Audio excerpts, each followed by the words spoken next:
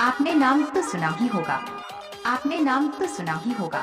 ललन बाबू, ललन बाबू म्यूजिक सेंटर हिस्से टोला से। नाम नहीं तूफान है तूफान। गणपत बजाना काय को बंद किया?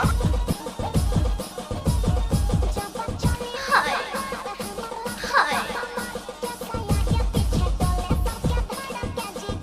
अरे डीजे वाले चल अपना बजा।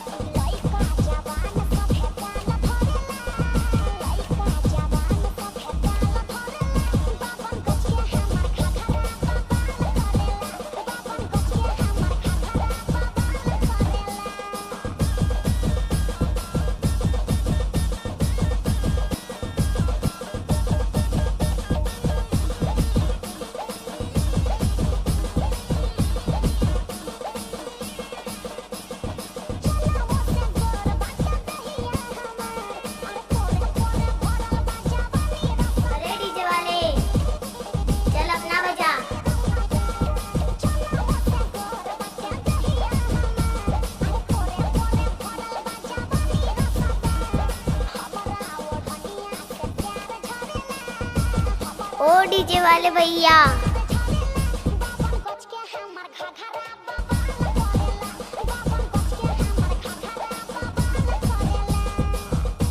हाय।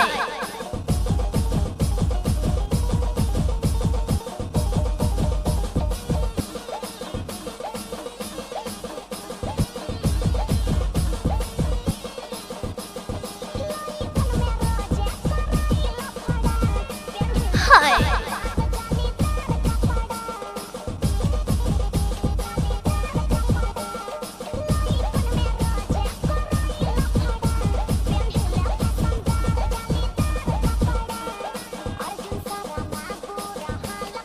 I like you.